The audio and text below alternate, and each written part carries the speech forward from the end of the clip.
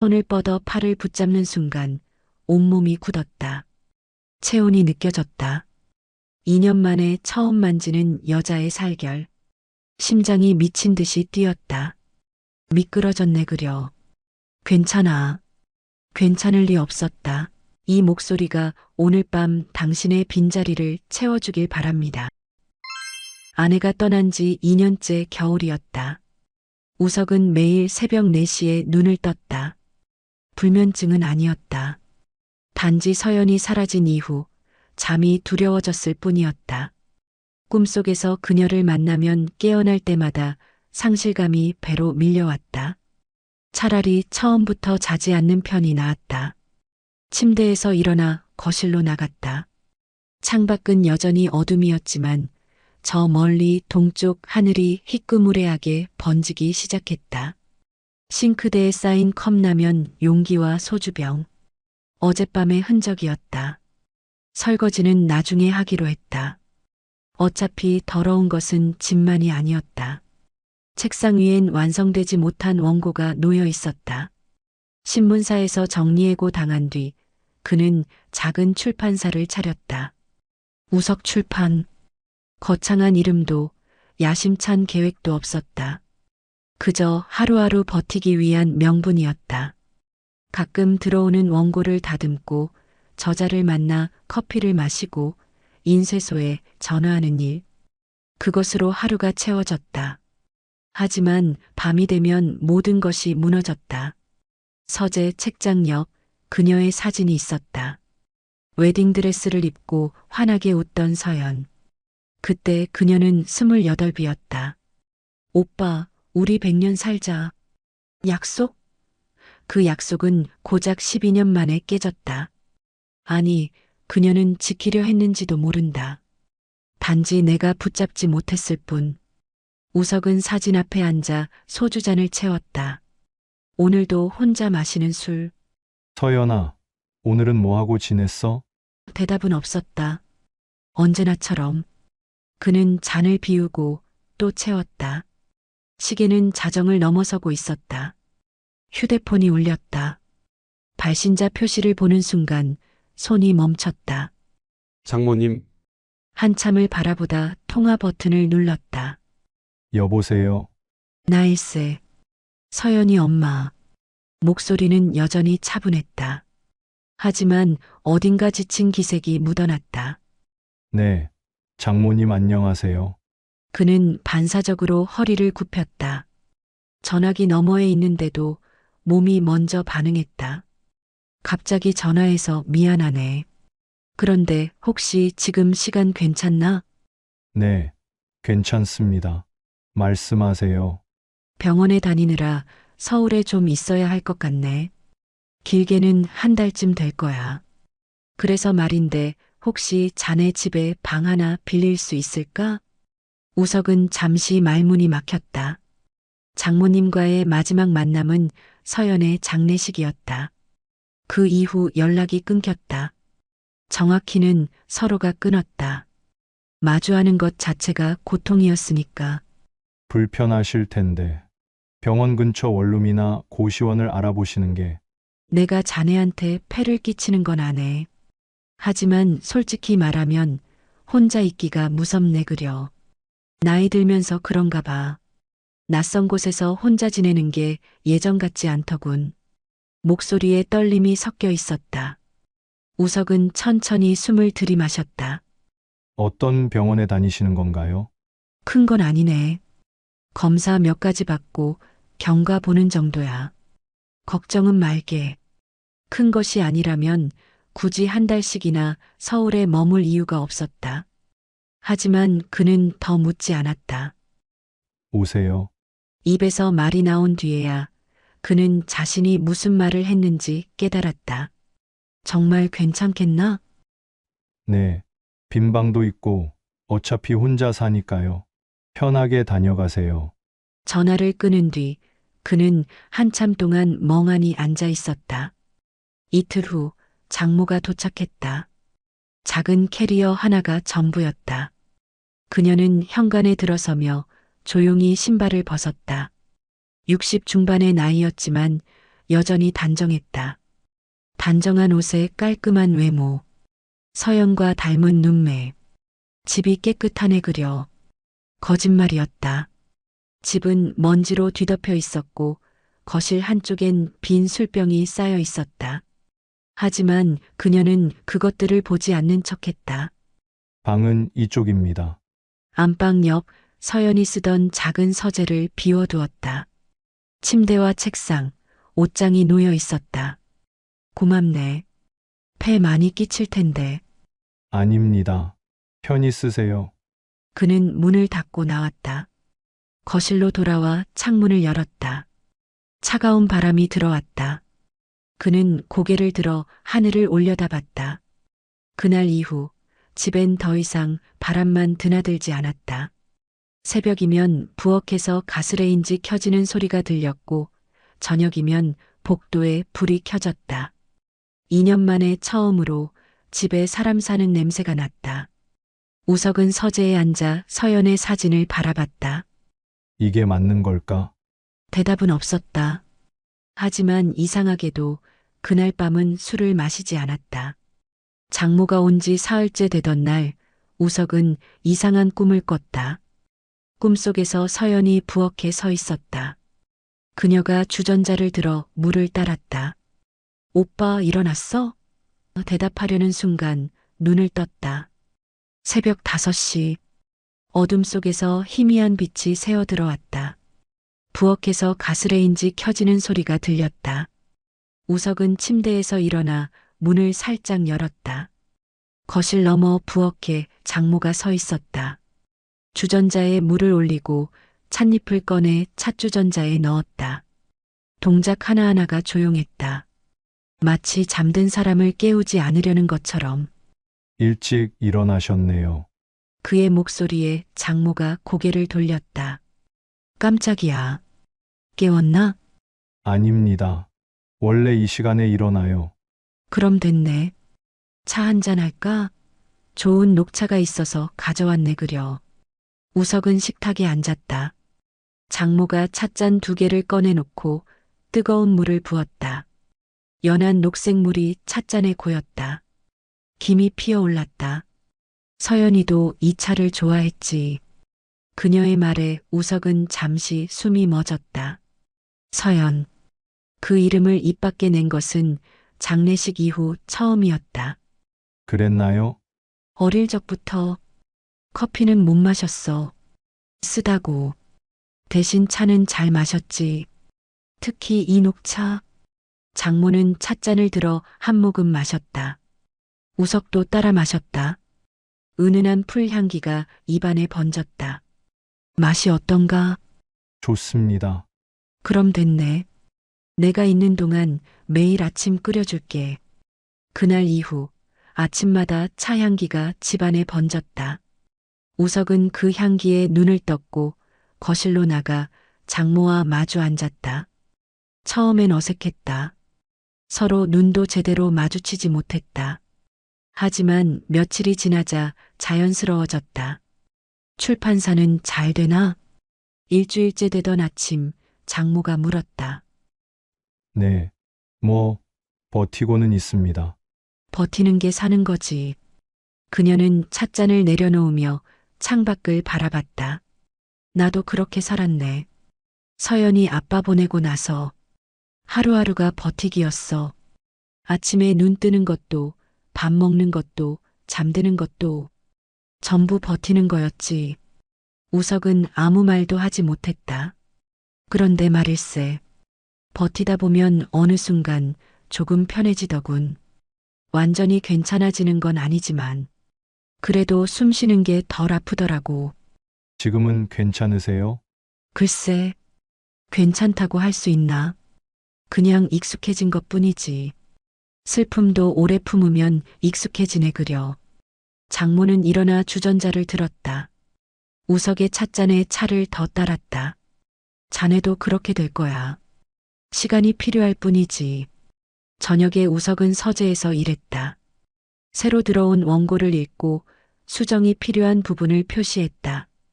집중하려 했지만 자꾸 시선이 흐트러졌다. 거실에서 책장 넘기는 소리가 들렸다. 문을 열고 나갔다.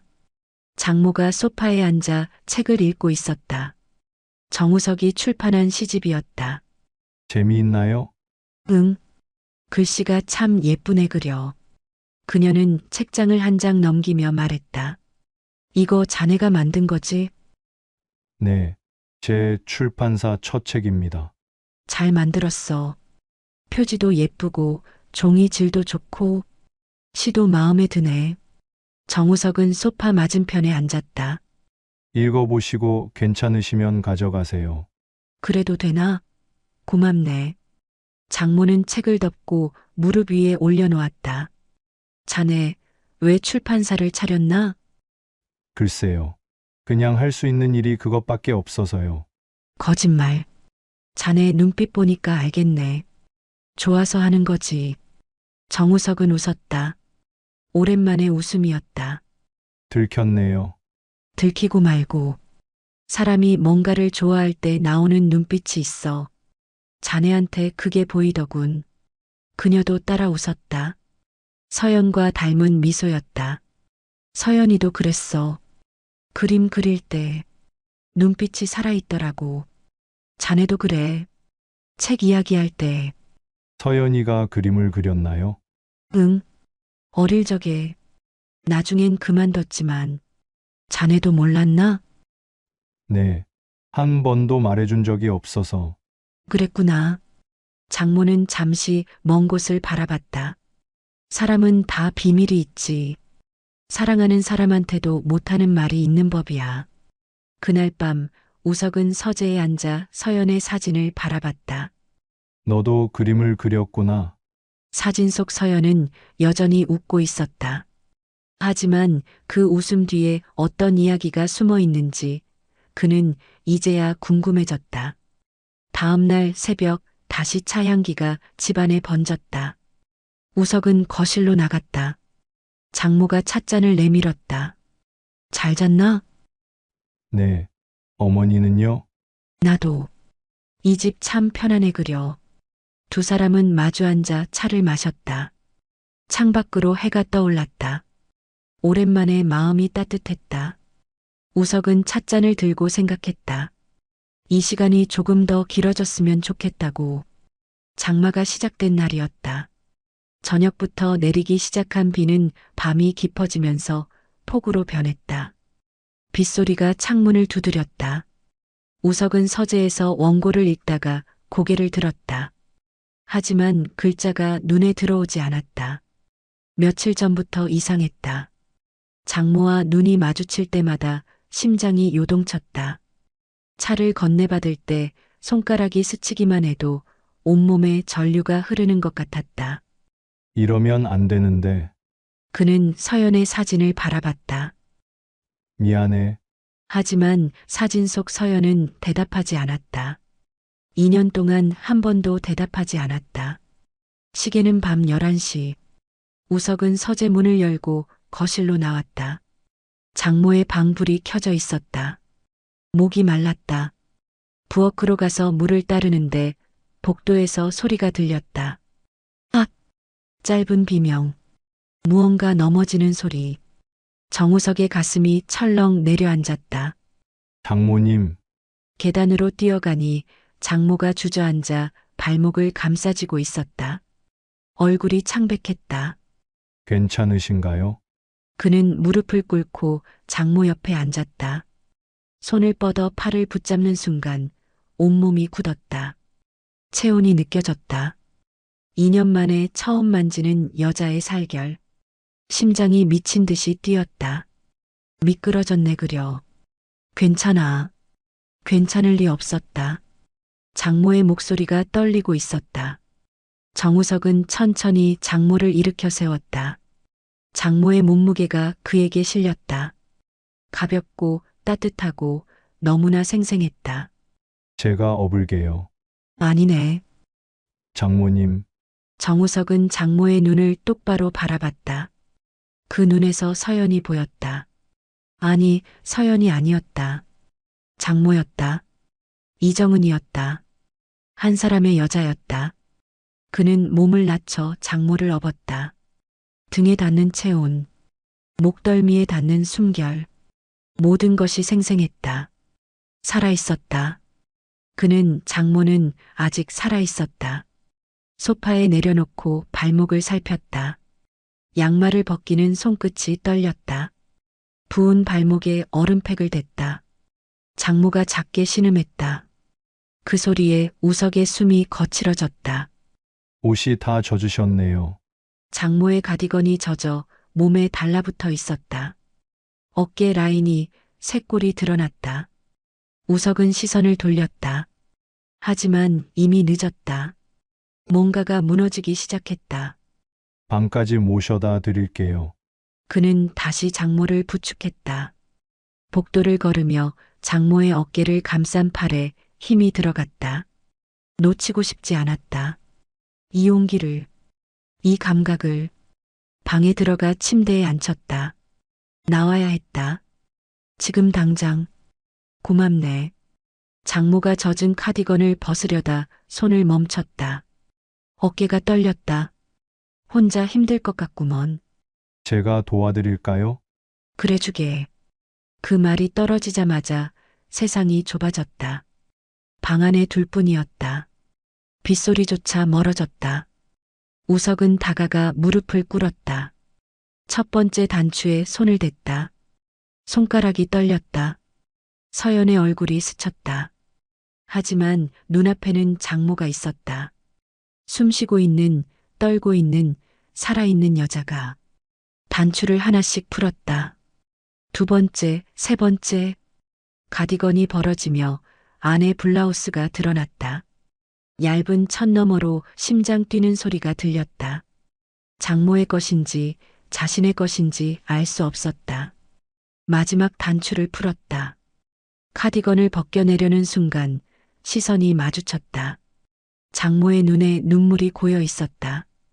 우석의 손이 멈췄다. 이러면 안 되는데.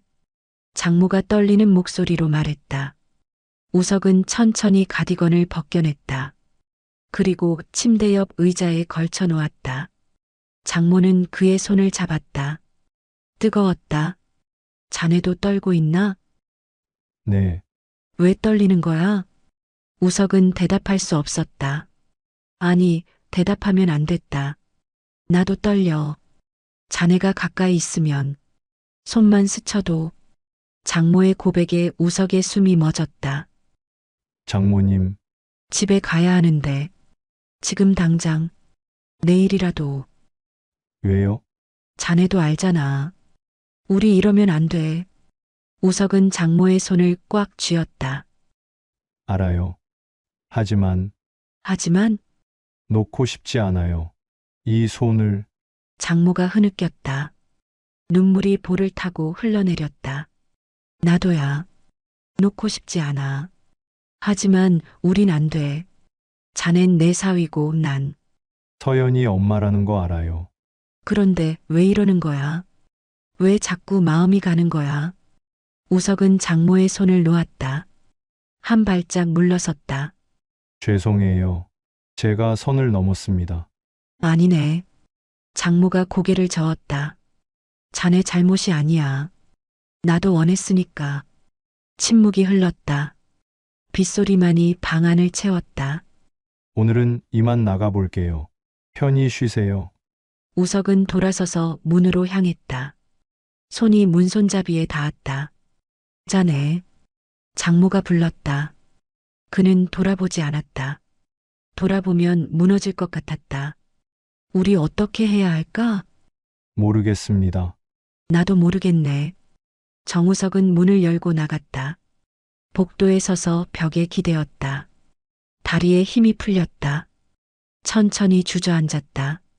방 안에서 장모가 우는 소리가 들렸다. 작게, 조용히. 정우석도 눈을 감았다. 가슴이 미어졌다. 그는 자신의 방으로 돌아가지 못했다. 서재 소파에 누웠다. 천장을 바라보며 장모의 체온을 떠올렸다. 따뜻했다. 너무나 따뜻했다. 이제 어떻게 하지? 대답은 없었다. 다만 한 가지는 확실했다.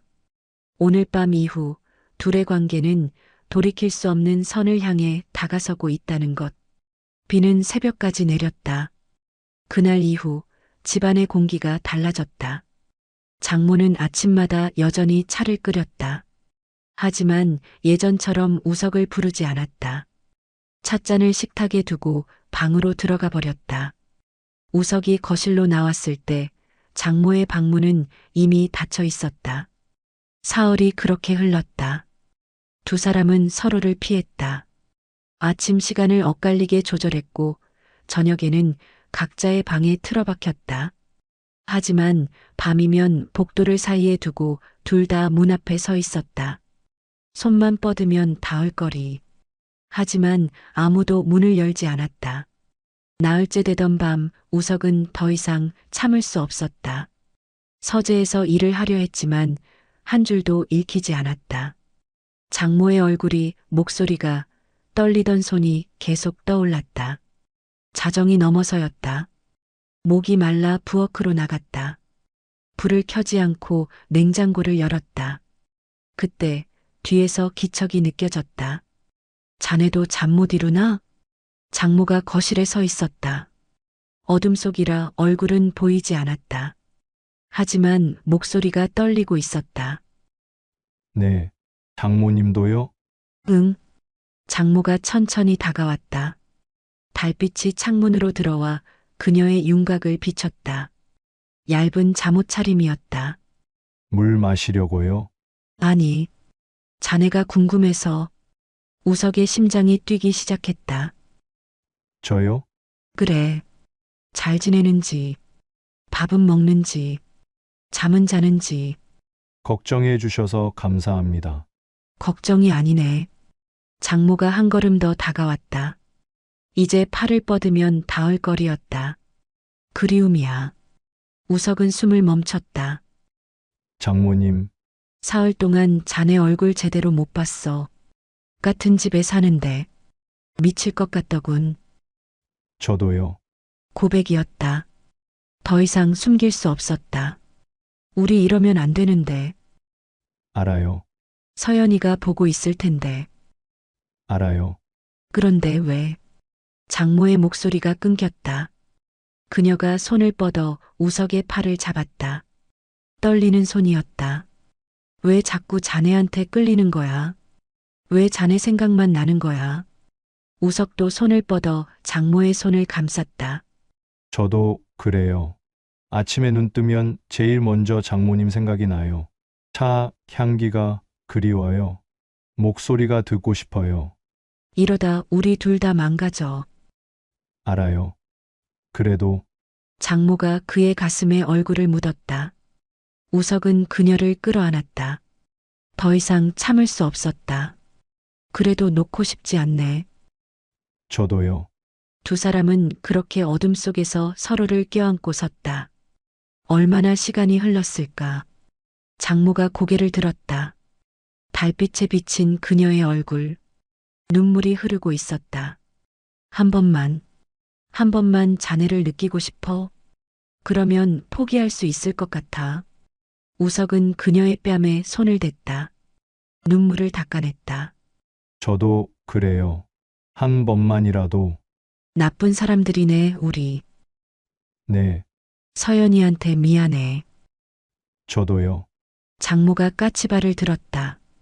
정우석은 고개를 숙였다. 입술이 닿았다. 조심스럽게 떨리며. 그리고 멈출 수 없었다. 우석은 장모를 안아 올렸다. 장모가 그의 목을 감쌌다. 두 사람은 아무 말 없이 장모의 방으로 향했다. 문을 열고 들어갔다. 침대에 그녀를 내려놓았다. 달빛이 방 안을 희미하게 밝혔다. 후회할 거야, 자네. 이미 후회하고 있어요. 하지만 멈출 수가 없어요. 장모가 그를 끌어당겼다. 우석은 그녀 곁에 누웠다. 서로를 바라봤다. 서연아, 미안해. 장모가 중얼거렸다. 엄마가 나쁜 사람이야. 용서해줘. 정우석도 속삭였다. 서연아, 나도 미안해. 하지만 너무 외로웠어. 장모의 손이 그의 얼굴을 쓰다듬었다. 우리 오늘 밤만 이러자. 내일부터는 다시 돌아가는 거야. 장모와 사위로. 알겠습니다. 거짓말이었다. 둘 다 알고 있었다. 오늘 밤 이후 돌아갈 수 없다는 것을. 두 사람은 서로에게 기댔다. 죄책감과 외로움과 살고 싶은 욕망이 뒤엉켰다. 그들은 서로의 체온으로 살아있음을 확인했다. 금지된 온기였지만 너무나 절실했다. 자네, 네, 고마워. 나를 살아있게 해줘서. 저야말로 밤은 깊어갔다. 창밖에서 다시 비가 내리기 시작했다. 빗소리가 모든 것을 덮었다. 죄책감도 후회도 내일의 걱정도 지금 이 순간만이 전부였다. 새벽녘 정우석은 장모의 곁에서 눈을 떴다. 장모는 잠들어 있었다. 평화로운 얼굴이었다. 그는 조용히 일어나 옷을 입었다. 방을 나가려는데 장모가 눈을 떴다. 가는구먼. 네, 죄송합니다. 뭐가 미안한가. 우리 둘 다 원한 거잖아. 우석은 대답하지 못했다. 자네, 이제 어떻게 하고 싶나? 모르겠습니다. 나도 모르겠네. 장모가 일어나 앉았다. 이불을 끌어안으며 말했다. 하지만 한 가지는 확실해. 나 더 이상 여기 있으면 안 될 것 같아. 장모님, 며칠 안에 나갈게. 그게 우리 둘한테 맞는 거야. 우석은 고개를 숙였다. 가슴이 미어졌지만 그녀의 말이 옳다는 걸 알았다. 그는 방을 나왔다. 복도에 서서 떨리는 손을 바라봤다. 무엇을 한 걸까? 되돌릴 수 있을까? 하지만 가슴 한편으로는 알고 있었다. 되돌리고 싶지 않다는 것을. 새벽 6시. 우석은 서재 소파에서 눈을 떴다. 밤새 한숨도 자지 못했다. 장모의 방에서 나온 뒤 자신의 방으로 돌아갈 수 없었다. 서연의 사진이 있는 곳. 그곳으로 갈 용기가 없었다. 부엌에서 물 끓는 소리가 들렸다. 장모가 일어났다. 언제나처럼 차를 끓이고 있었다. 우석은 눈을 감았다. 나가야 할까? 아니면 여기 그대로 있어야 할까? 문득 발소리가 멈췄다. 장모가 서재 문 앞에 서 있는 것 같았다. 노크 소리는 들리지 않았다. 그저 기척만 느껴졌다. 오랜 침묵 끝에 발소리가 멀어졌다. 우석은 천천히 일어나 거실로 나갔다. 식탁에 찻잔 2개가 놓여 있었다. 김이 피어오르고 있었다. 그는 자리에 앉아 찻잔을 들었다.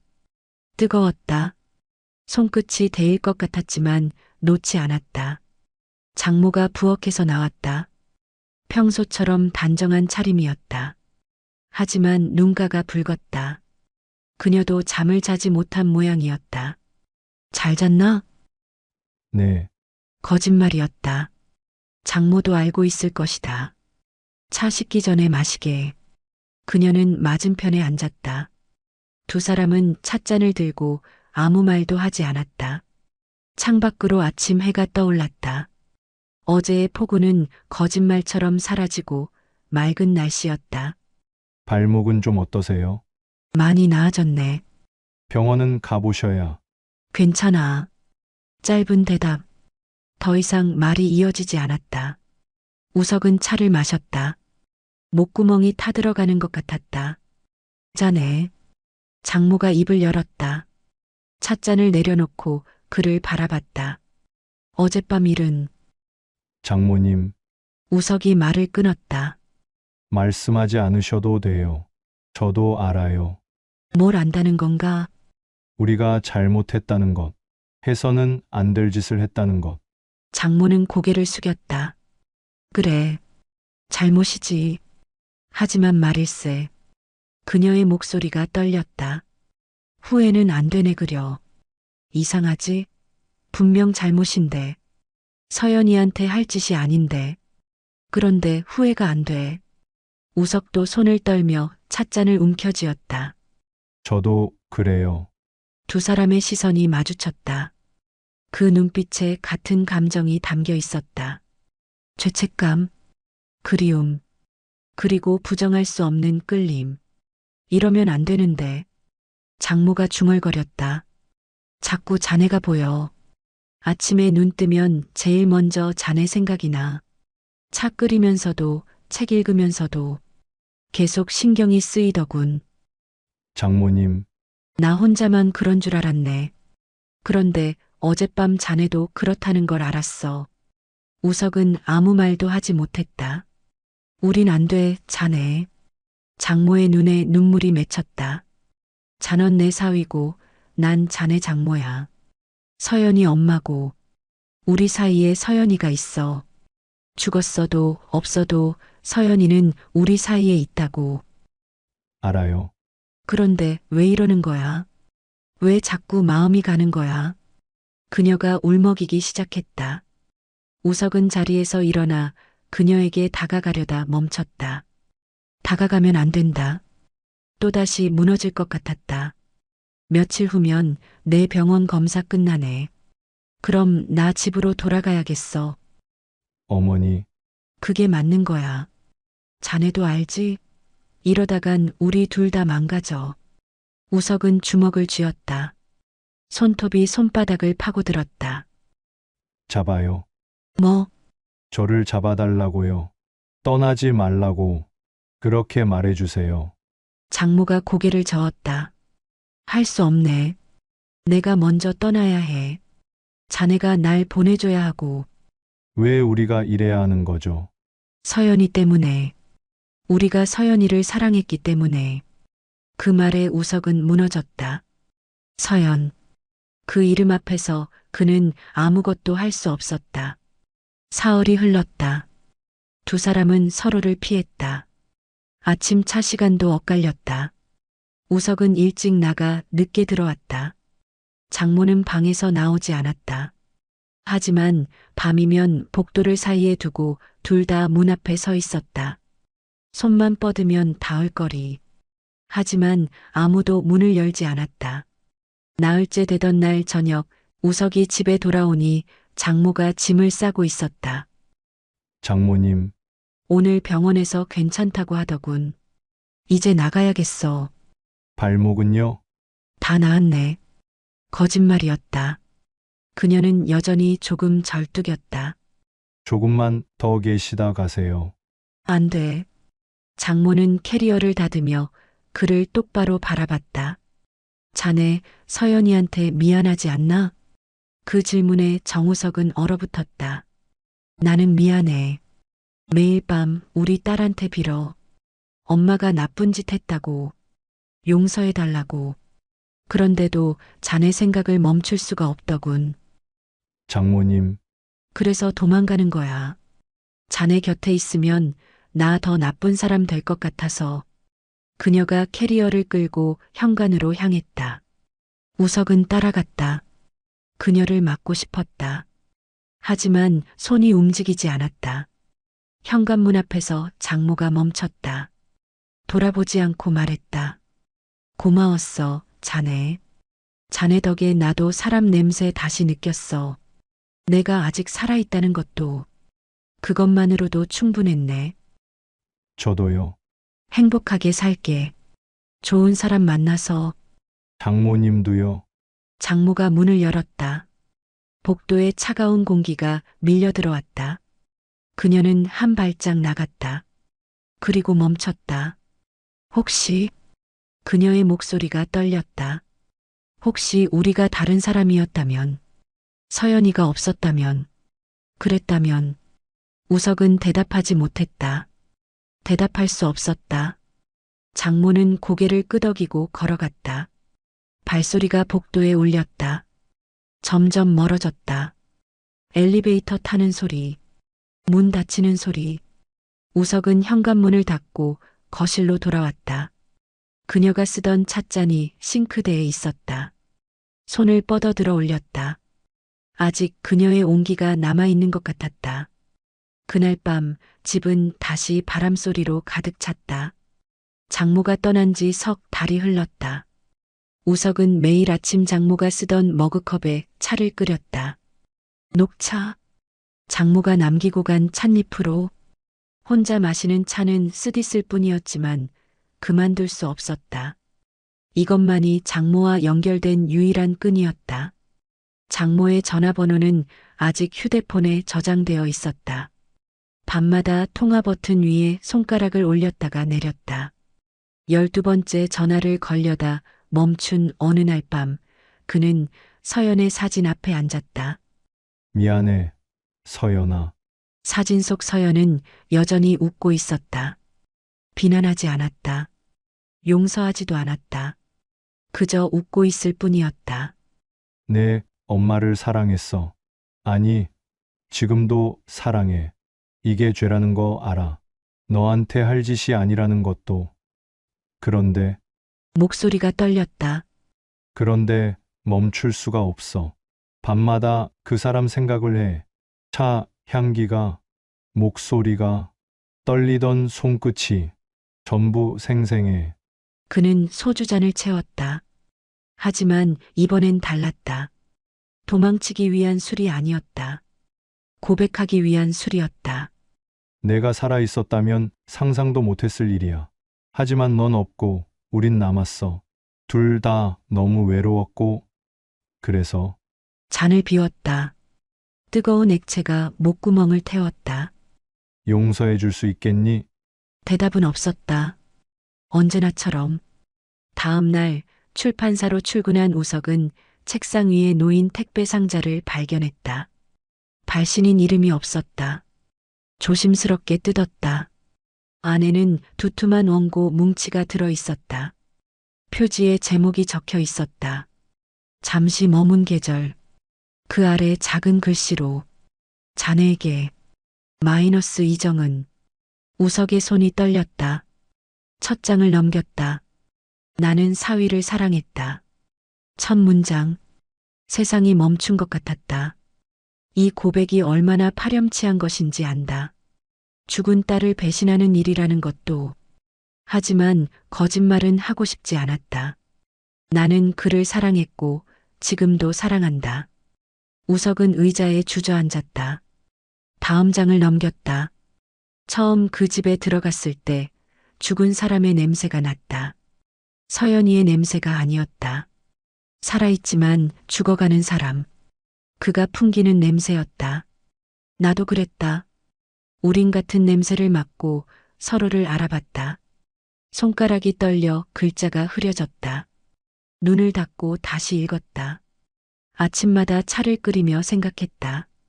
저 사람이 일어날까? 나와 마주 앉을까? 그의 목소리를 들을 수 있을까? 하루의 시작이 그로 채워졌다. 죄책감도 함께. 페이지가 넘어갔다. 비 오던 밤에 기록이 나왔다. 그날 밤 나는 선택했다. 딸에 대한 죄책감보다 살고 싶은 욕망을 택했다. 그의 체온이 필요했다. 내가 아직 여자라는 것을, 어머니이기 전에 한 사람의 인간이라는 것을 확인하고 싶었다. 우석은 책을 덮었다. 숨을 쉴 수 없었다. 하지만 멈출 수 없었다. 다시 펼쳤다. 그를 안았을 때 서연이가 보였다. 미안해, 우리 딸. 엄마가 나쁜 사람이야. 하지만 이 순간만큼은 용서해줘. 엄마도 살고 싶어? 눈물이 원고 위에 떨어졌다. 글자가 번졌다. 떠나던 날 돌아보고 싶었다. 그가 나를 잡아주길 바랐다. 하지만 그러면 안 됐다. 우린 이미 선을 넘었고 더 이상 가면 안 되는 곳까지 왔으니까. 마지막 장이었다. 사랑은 죄가 아니라고 누군가 말해줬으면 좋겠다. 하지만 아무도 그러지 않는다. 그래서 나 스스로 말한다. 우리의 계절은 따뜻했다. 짧았지만 진실했다. 그것만으로 충분하다고. 원고가 끝났다. 우석은 한참을 그대로 앉아 있었다. 한 달 후 책이 나왔다. 표지는 단순했다. 흰 바탕에 작은 찻잔 하나. 김이 피어오르는 모습. 잠시 머문 계절 마이너스 이정은. 우석은 완성된 책을 들고 집으로 돌아왔다. 서재에 앉아 첫 장을 펼쳤다. 장모의 목소리가 들리는 것 같았다. 자네에게 이 책을 바치네. 헌정사였다. 우리가 함께한 시간은 한 달도 되지 않았지만 내 남은 인생에서 가장 뜨거운 계절이었네. 고맙네, 자네. 그리고 미안하네, 서연아. 우석은 책을 가슴에 안았다. 오랜만에 눈물이 흘렀다. 슬픔이 아니었다. 그리움이었다. 그는 서연의 사진 앞에 책을 놓았다. 서연아, 이 책 읽어봐. 네, 엄마가 쓴 거야. 우리 이야기야. 화날 거야. 당연해. 하지만 언젠가 이해해 줄 수 있을까? 사진 속 서연은 여전히 웃고 있었다. 그 미소가 이번엔 달랐다. 용서하는 것 같았다. 아니, 우석이 그렇게 믿고 싶었는지도 몰랐다. 그는 창문을 열었다. 차가운 바람이 들어왔다. 하지만 이번엔 달랐다. 따뜻했다. 장모의 온기가 실려 있는 것 같았다. 그 계절 참 따뜻했죠. 장모님, 바람이 커튼을 흔들었다. 마치 대답하는 것처럼. 우석은 처음으로 웃었다. 죄책감도 여전했고 그리움도 사라지지 않았다. 하지만 이제 숨 쉴 수 있었다. 바람이 멈춘 집에 다시 생명이 돌아왔다.